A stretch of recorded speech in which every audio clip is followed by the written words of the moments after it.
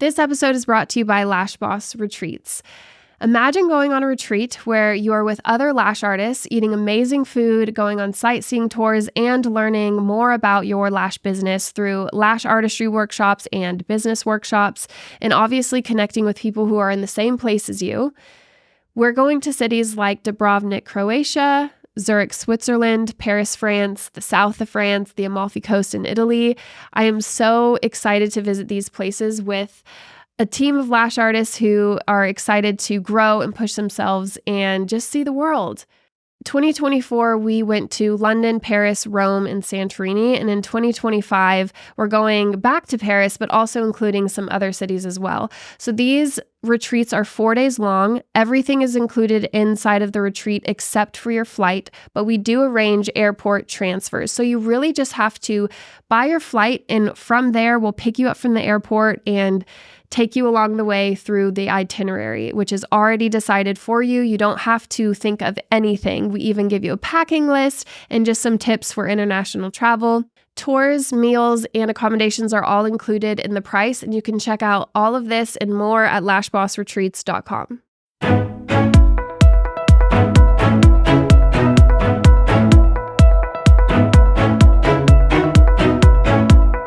Hey everyone, welcome back to Lash Boss Radio. I'm Shelby, your host, and today I am joined by the amazing Rebekah Piccolo, otherwise known as Lashes by Reb on Instagram. If you don't already follow her, where have you been? But go ahead and give her a follow if you haven't already. I feel like we could all take a page from her book when it comes to social media, and I'm so excited to get to know her more and her story and just learn what she has to say about all of her social media growth. So welcome to the show, Reb. Oh, thank you so much, Shelby. I'm so excited to be here. I'm so excited you're here too. I spoke with you like a week ago and got to know you a little bit, but can you tell the listeners just a little bit about yourself, how you got into the industry, and just a brief snapshot, like timeline of your time in the industry so far? Absolutely. Yeah. So I started Lashes by Reb in 2019, which brought me to being 19 years old. And I started lashing as something very spontaneous. So I was actually getting my lashes done by my lash tech. And I'm a very impulsive person. So she was talking to me and she's like, "Hey, I'm hosting a lash class next month. You should join." So by the end of our service, I had paid for the service and the deposit fee for her class. So it was very spontaneous. I always had a passion for business, but I was actually in university at the time for early childhood education, and I was specializing with children with learning disabilities. So that was something I had wanted to do for a really long time. So I started it as a side hustle, and it was something I just wanted to do in university to make some extra income.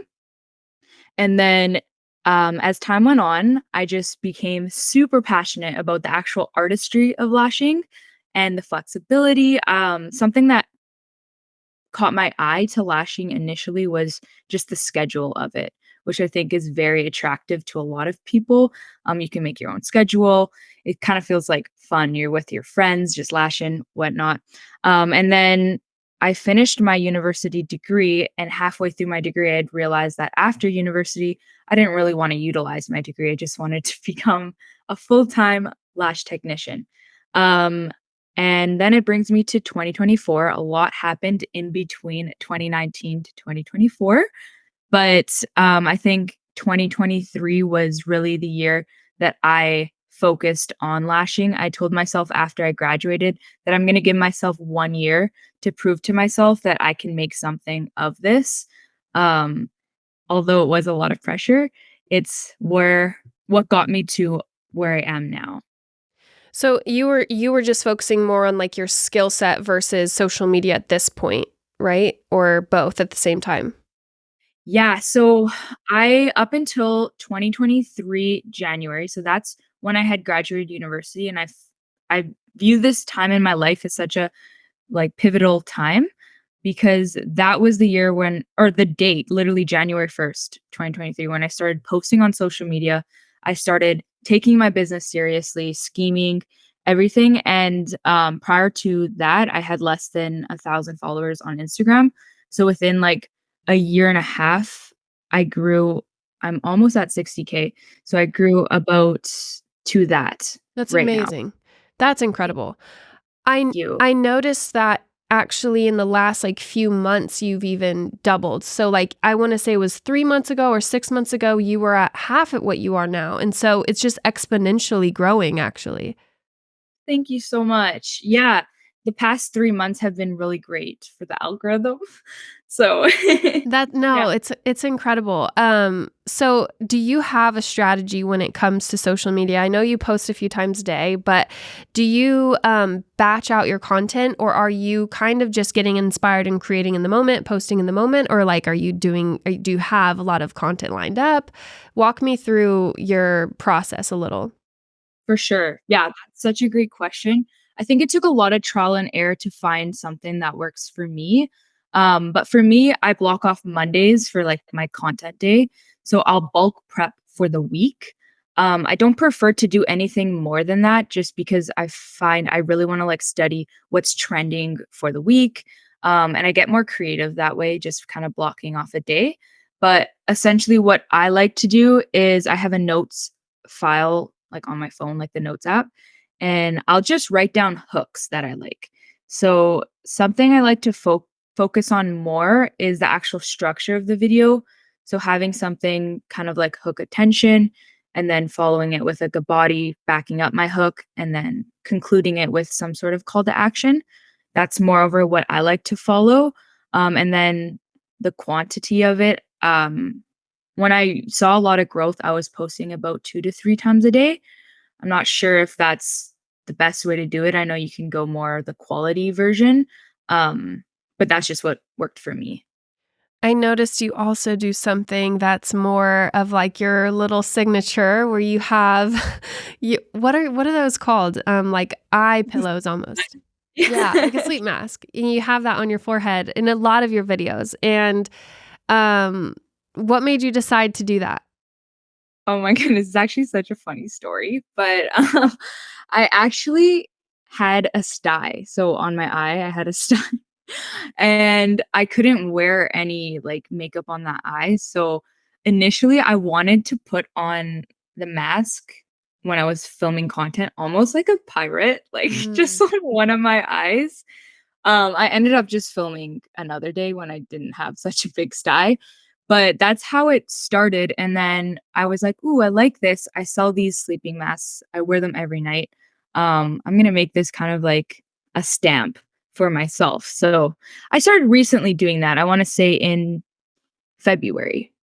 Okay, yeah. Yeah. I feel like if somebody were to say, that girl with the mask on her head, like somebody would be able to be like, "Oh yeah, I've seen that." And I love that. It's actually very smart to have decided to do that. Yeah. Well, thank you. Whenever you started to grow on social media or even when you were first starting out, is there any mental hurdles that you had to get over in order to, come on and show your face so much online? Definitely. So mental hurdles, I feel like it's still something I deal with. I don't think they ever really go away. But for me, it all started with like putting all that pressure on myself. So after I graduated university, I literally told myself, if you don't see progress in a year, you're not going to do this. Like you're going to continue with your degree, you're going to go to the your master's program or whatever. So for me, all that pressure developed into a lot of anxiety, a lot of control, a lot of self-doubt. I had like, and I still do from time to time, like a very unhealthy narrative in my head of doubt and telling myself like you're not good enough for certain things, which I think we're all guilty of sometimes. We're always so nice to others, but when it comes to speaking to ourselves and what we've done, it's sometimes hard for me to actually acknowledge what I've done. So for me, I almost feel like I was robbed of ages 19 to 24 of how hard I've worked. I haven't really experienced a lot of things like I would say a normal 19 to 24-year-old would have experienced, but which is totally okay now. I see it as like a time being where I've sacrificed almost for such a beautiful reward.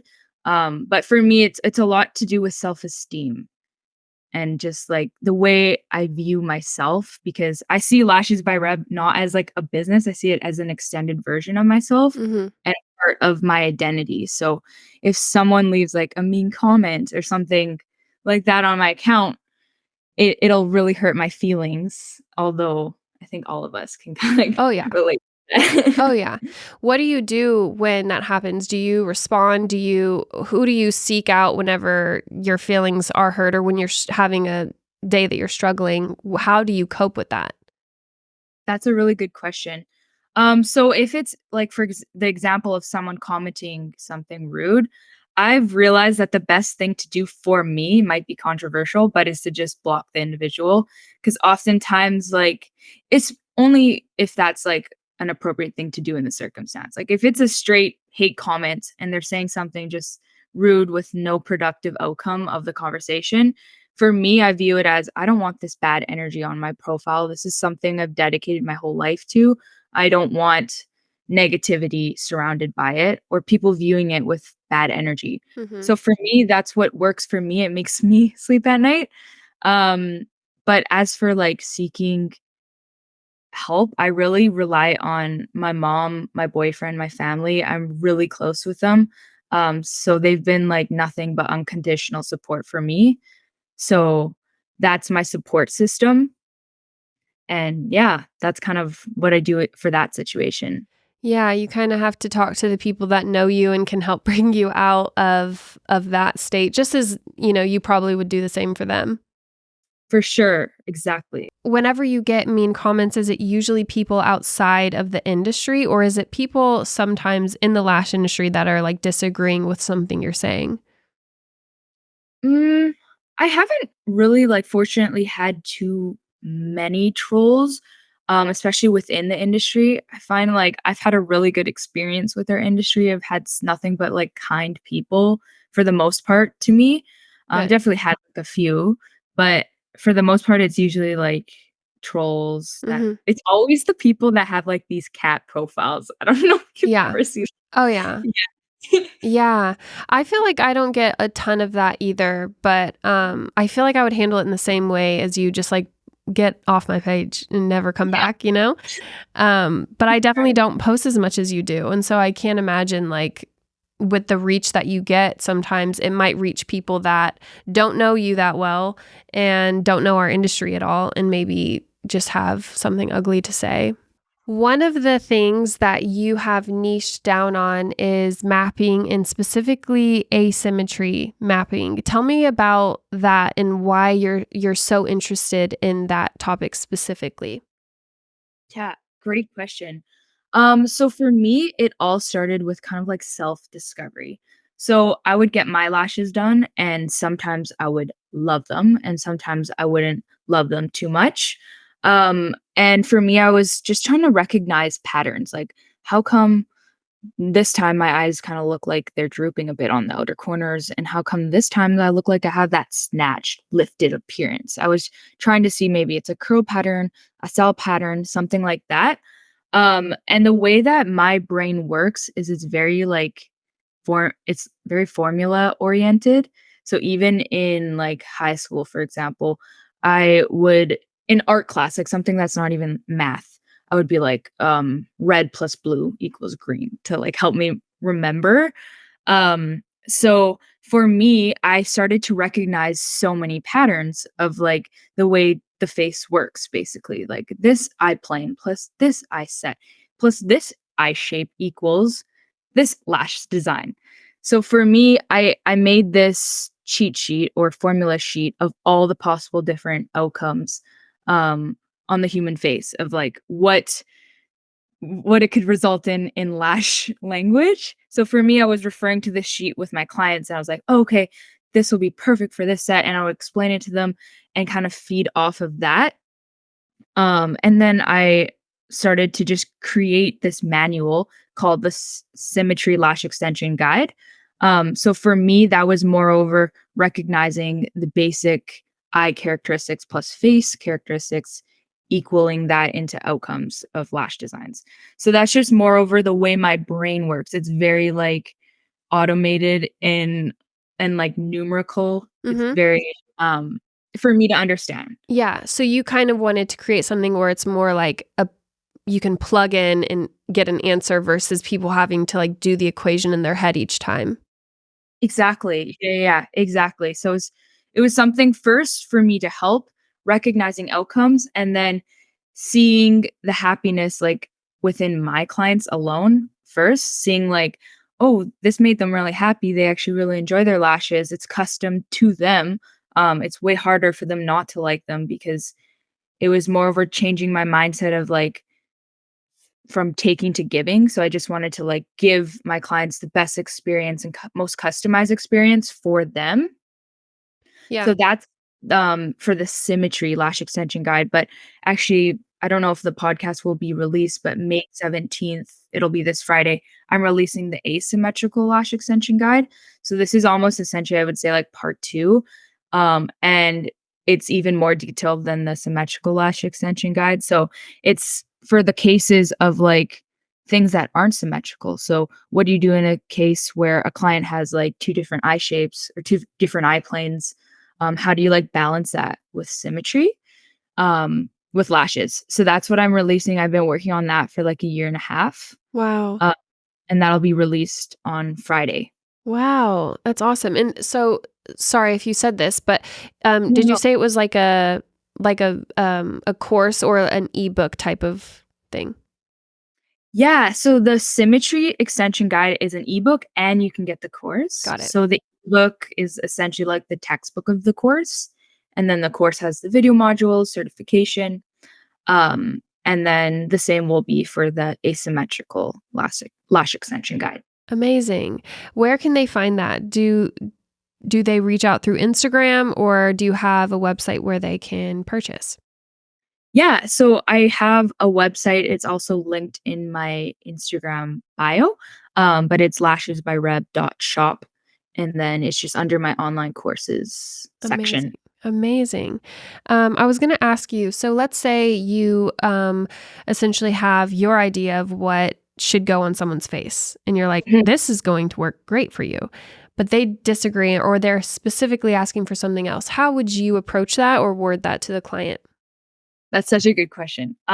So for me, I always believe like client preference over everything. So my first step is to ask them what they want. From there, I'll almost kind of collaboratively explain their measurements to them if this is something they want in their service, like if they want it to be customized. And then let's say, for example, your client is showing you a photo of a cat eye.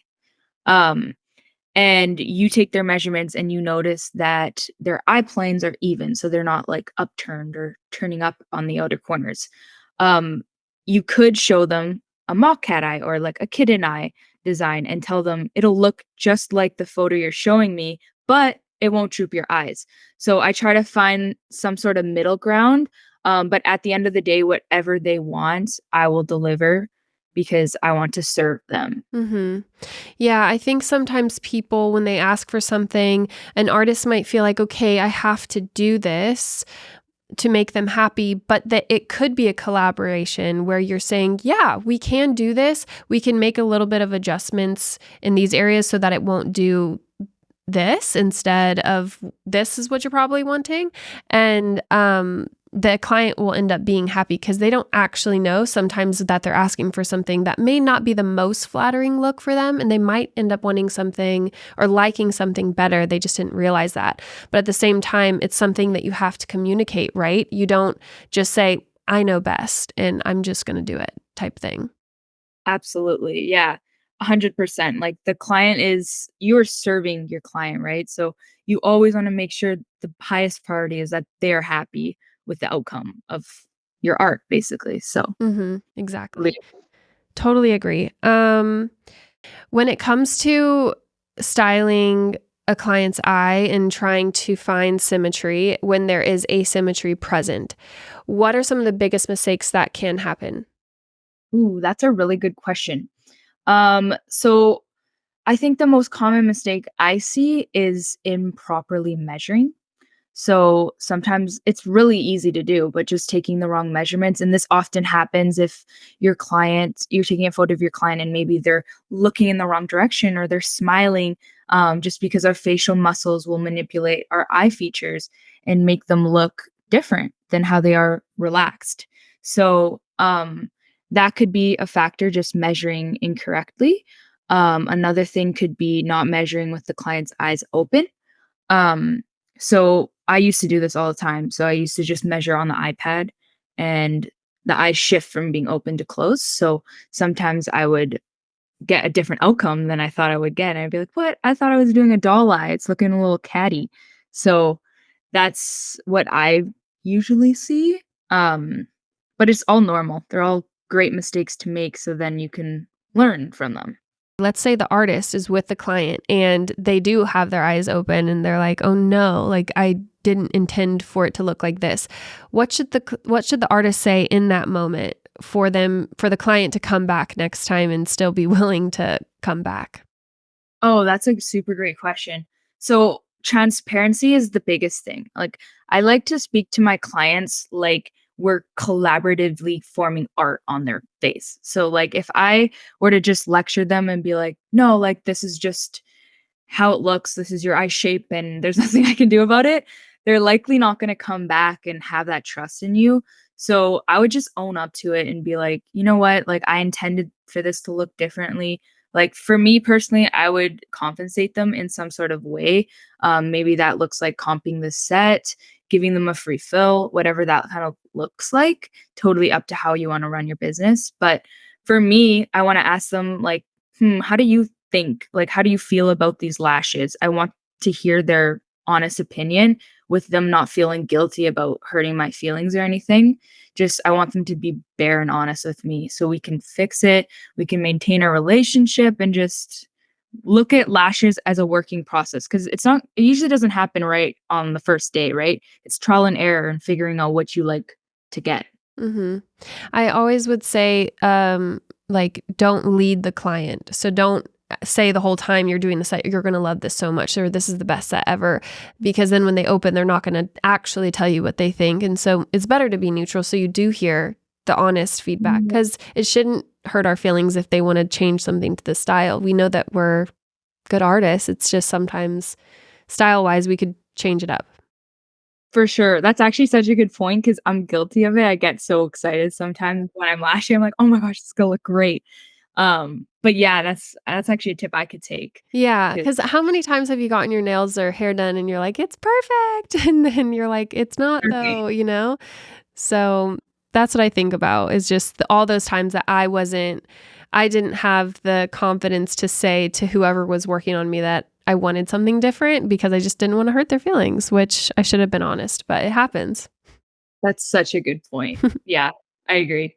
Okay, so let's say there's a listener here today and they want to post more on social media, but something is just not quite clicking for them. Do you have any advice for that person? Yes, that's a very great question. So for me, I view this as hard, consistent, and genuine actions never go unnoticed. So if you are consistently posting on social media, you're showing up as your genuine self and you're working hard because it's not easy to keep that promise you made to yourself. Um, you are going to see results and it's inevitable. It really depends on how you show up for yourself. So if a boss, I'm sure you've heard this, but if a boss were to tell you, "Hey, you have to post once a day on our social media platform that you're running," you're going to do it cuz you're going to lose your job if you don't do that and keep that promise to him. But what's stopping you from doing that when you tell yourself that you're going to post every single day? So for me, it was moreover starting to take myself seriously and the things that I was promising to myself. And our words are just, they're like spells. So they're very, very powerful. And if we keep those promises, then it's going to compound into self-esteem getting boosted as well. So it's just an overall beneficial thing for ourselves. But I understand it can be very fear invoking posting on social media, especially if you haven't done this before. But it doesn't have to be you talking on the camera. It doesn't have to be you if you don't want it to initially. Although I encourage that, it's great to see like the face behind the brand. If that's something you're not comfortable with off the bat, it's totally fine. You can find other ways to post and show up for your brand, but as long as you're posting the amount of times you promise yourself, you'll see you'll see an outcome. It just doesn't I don't know how long, but yeah. For somebody that may not have like a singular day of the week that they can make content, do you recommend another type of pattern, or what would you say to somebody that's struggling with finding the time? Yeah, that's a great question. So for me, I've gone through like 600,000 different methods trying to figure out this working for me. So initially I did start making a piece of content a day. And usually they were trends or like silly videos because I was too afraid to speak on camera right off the bat. Um, so it really depends on what works for your schedule. If you find yourself being able to post, like have a free hour of your day at night, post then or whatever really works for your schedule and you know that you can actually commit to that promise that you made to yourself for posting. Do you set aside time to respond to comments or things like that as well? Do you include that in like your social media content creation time at the same time, or do you split it? That's a good question. So I'm actually looking to improve that for myself because right now I have quite little like work life balance. I'm just like always responding to comments or like always responding to emails and just trying to be my most attentive self for work. Mhm. Um, but I on Mondays, that's when I block off content. So I take a really long time to prep my content. It takes me sometimes like 9 hours just filming 7 pieces of content. Um, but something I've done that's really helped me is I've allocated the editing. In the beginning, I didn't have funds to do that. But now, since I can fuel that, I'm going to allocate someone else to edit because that would be another day of just editing. Um, so for me, it was like in the beginning, I was like, I have to either sacrifice time or income. So in the beginning, all the time that I could give. And now I'm trying to just make my life a touch easier and giving that to someone who's a pro at that. That's really great advice. I do the same thing with the podcast. I used to edit it myself, and it would take longer for the podcast episode to come out because I was the one holding up the line. Mm. Now I don't have to, and it's really awesome. I need to apply that to social media too, but we'll see. Awesome. That's amazing for the podcast, though. Like, Hmm. it's made your life so much easier. So much easier. Yes. Um, Okay, so this is a question that I ask almost every guest. I've asked it since like day one.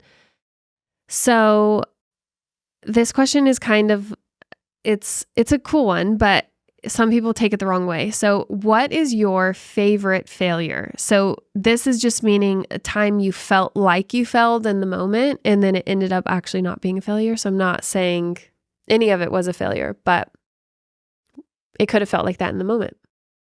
For sure. That's such a good question. I'm trying to think of something that like I have a almost like a funny story that I had to have come to mind. But essentially in the beginning of my lashing career, I had no idea what dry times were in adhesive. So I was like, "Ooh, I'm gonna try a new adhesive and switch it up." And I was super slow. My first set took me 8 hours to do, and I was just seeking everything. So I got this adhesive and it was zero point 0.5 seconds to dry. And I had no idea what that meant in the beginning. I thought maybe like once it touched the lashes, it would take zero point 0.5 seconds to dry. So I did this full set on a new client and I didn't comb the lashes once throughout doing it. And at the end of the set, I do a nice big comb and they all come out. Oh no. Which it's funny now to look back at, and my client was such an angel about it. But it taught me to really investigate in product knowledge. I was super curious and just like wanting to learn more about the products I was using after that moment because it had a direct impact on my set. Yeah, it's like once you do it, you'll never do it again. It's For sure, for yeah. sure. I've definitely done that too. Failure in the sense of you learn so much quicker when you fail. Yep.